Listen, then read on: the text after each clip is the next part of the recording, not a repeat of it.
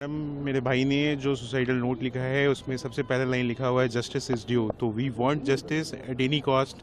I want you media people are support us for this justice and we want a fight against them and at any cost we want justice.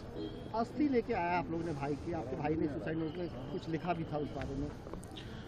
Sir, उसने ये लिखा है कि अगर उसे justice मिली तो उसकी अस्थियों को गंगा में बहा दिया जाए। अगर उसको जस्टिस नहीं मिलती है और करप्शन और जिस तरह से मेंटल हरासमेंट इसी तरह अगर किया जाएगा और उसे कोर्ट को डिसीजन में देने में अगर इतना करप्शन है, तो उसने लिखा है कि अगर उसे जस्टिस नहीं मिलती है तो कोर्ट के बाहर ही कोई गटर में उसकी अस्थियों को बहा दिया जाए। किस लेवल का मेंटल हरासमेंट से उनको प्रताड़ित हो रहे थे, कैसा टॉर्चर हो रहा था, कुछ बताइए। आप लोगों ने देखा है उसके 80 मिनट का वीडियो, उसमें आप एक एक पॉइंट पे उसने बात किया है, एक एक चीज़ों पे उसने बात किया है और इससे आप लोगों को अंदाज़ा लगाया जा सकता है कि किस लेवल का हरासमेंट इंडिया में चलता है।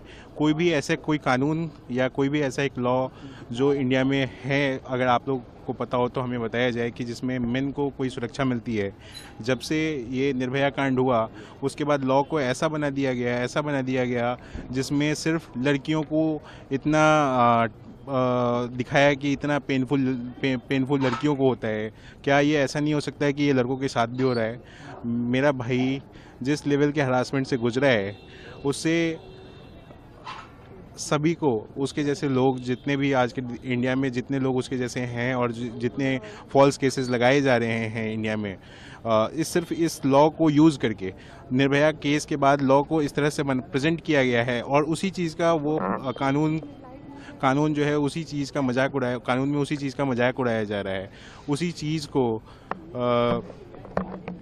का फ़ायदा उठा के मेन के ऊपर मतलब फॉल्स केसेस डाल के जितने तरह के सेक्शंस यूज़ किए जा सकते हैं यूज़ करके एक सेक्शंस को अगर खारिज कर दिया जाता है कोर्ट के द्वारा, उस सेक्शंस को बाद में फिर से रीअप्लाई करके फिर से वही ट्रायल चलते हैं, वही सारी चीज़ें चलती है। तो ये कानून का गंदा मजाक नहीं है क्या?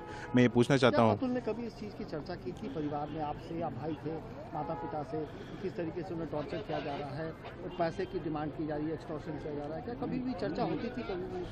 सर, उसका ये मानना था कि मेरे पैसे कमाए हुए पे अगर मैं गलत हूँ तो किसी का हक होना चाहिए, अगर मैं गलत नहीं हूँ तो किसी का और का हक नहीं होना चाहिए।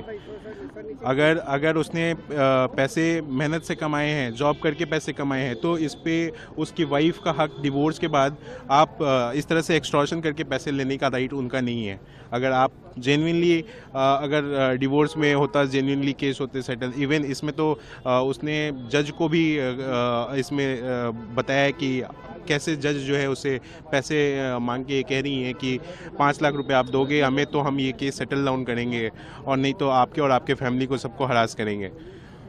तो ये क्या न्याय पे बैठे हुए जो इतने बड़े पद पे जिसे हम अपेक्षा करते हैं कि हमें एक न्याय मिलेगा, वो अगर इस तरह से करप्ट हो जाएं तो मुझे नहीं लगता कि इस देश में कानून का कुछ हो सकता है।